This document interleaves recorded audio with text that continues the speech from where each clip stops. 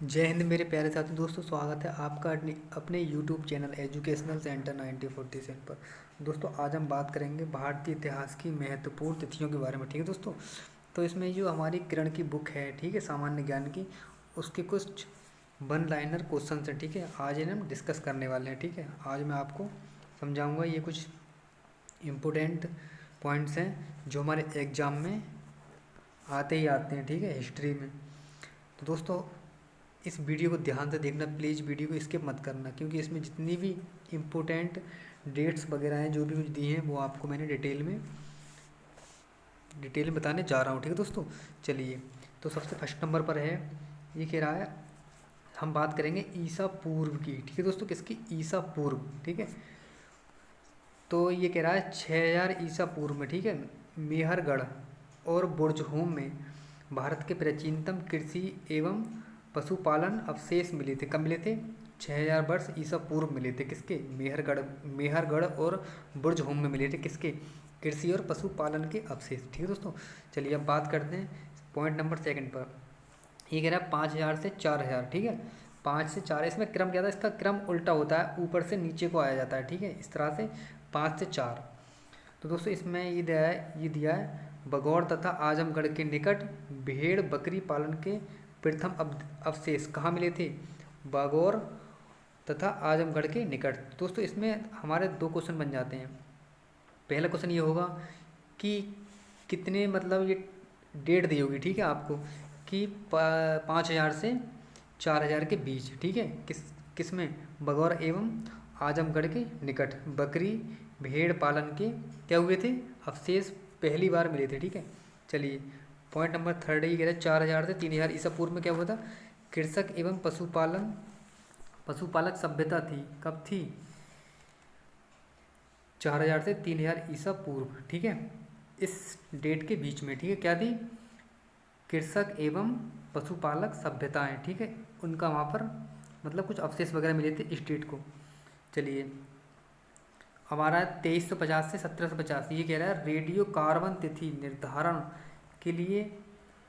निर्धारण के आधार पर हड़प्पा सभ्यता का समय विस्तार।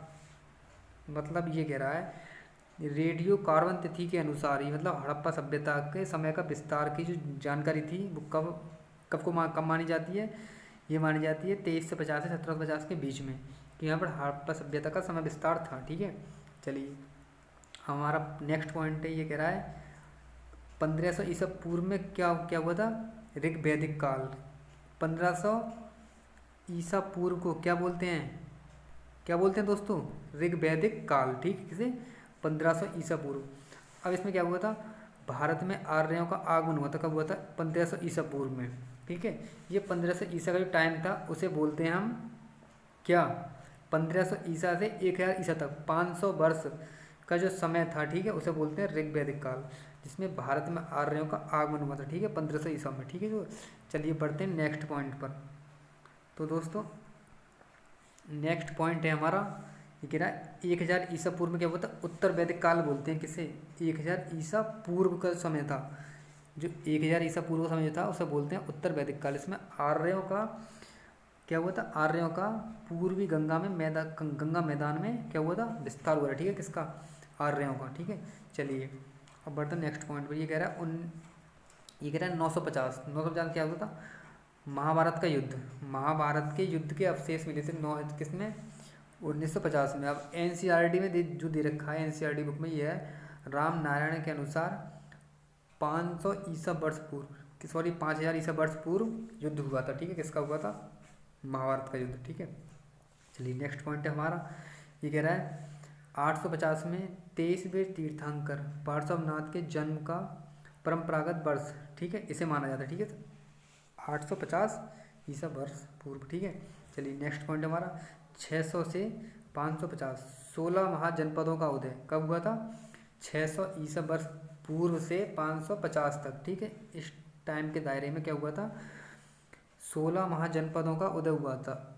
उपनिषदों की रचना, आर्यों का दक्षिण विस्तार, आर्यों का जो था दक्षिण भारत में विस्तार हुआ। ठीक है, इसमें 650 से 550 के बीच में। ठीक है, तो चलिए नेक्स्ट पॉइंट हमारा बोलता है 540 ईसा वर्ष पूर्व में के जैन धर्म के संस्थापक वर्धमान महावीर का जन्म हुआ था। कब हुआ था? ये तो हमने पढ़ा भी होगा, जो हमारे हमने मतलब 6 से लेकर 12 तक जो पढ़ाई की थी उसमें जो हमने मतलब पढ़ा था महावीर के जैन धर्म के हर चीज़ के बारे में पढ़ा था। ठीक है, तो वहाँ पे हमने जन्म इनका देखा भी था।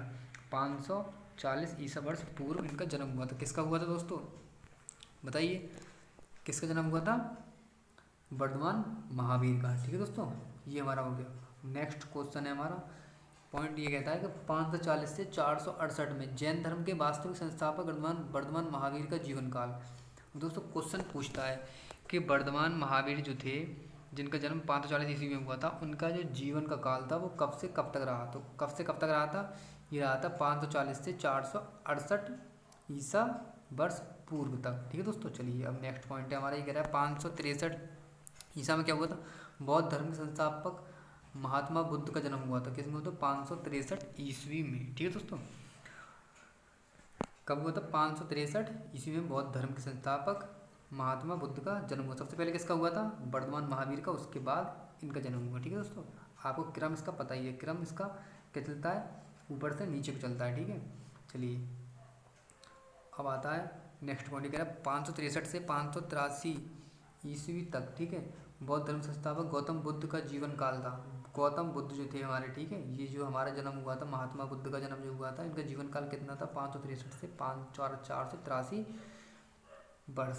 ठीक है दोस्तों, 483 ईसा पूर्व तक का इनका जो मतलब जीवन का जो टाइम था वो रहा। ठीक है, चलिए नेक्स्ट क्वेश्चन, ये कह रहा 516 ईस्वी में क्या हुआ था? ईरान के संस्थापक डेरियस प्रथम का भारत पर प्रथम विदेशी आक्रमण। ठीक है, अब क्वेश्चन आता है कि प्रथम विदेशी आक्रमण कब हुआ था? कब हुआ था? 516 में। ठीक है, और वो भी किसके द्वारा किया गया? वो भी किसके द्वारा? ईरान के शासक डेरियस प्रथम के द्वारा। ठीक है दोस्तों, चलिए अब नेक्स्ट पॉइंट है हमारा, दोस्तों नेक्स्ट पॉइंट है हमारा, ये कह रहा है 544 से 412 ईस्वी तक हर्यक वंश। ठीक है, क्या हर्यक वंश, बिंबिसार, अजातशत्रु, उदयन। ठीक है, इन्होंने जो इस पर राज्य किया था। ठीक है, कब किया था?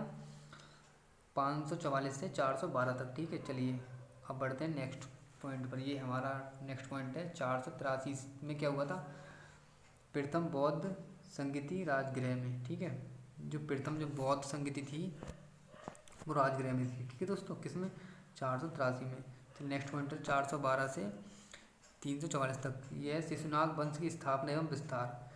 अब क्वेश्चन आता है एग्जाम में कि शिशुनाग वंश जो उनकी जो स्थापना थी वो कब हुई थी? कब हुई थी? 412 में। ठीक है, उनका विस्तार कब से कब तक रहा? तो टाइम आएगा 412 से 344 ईसा पूर्व तक। ठीक है दोस्तों, चलिए अब बात करते हैं पॉइंट नेक्स्ट की है 383। ठीक है, 383 ईसा वर्ष पूर्व क्या हुआ था? द्वितीय बौद्ध संगति वैशाली में हुई। जो हमारी दूसरी जो बौद्ध संगति थी वो कहाँ पर हुई थी? वैशाली में। ठीक, कब हुई थी? 383 में। ठीक है दोस्तों, चलिए दोस्तों हमारा नेक्स्ट पॉइंट है, ये कह रहा है 344 में क्या हुआ? 344 में तो मगध में नंद वंश की स्थापना हुई थी। कब हुई थी?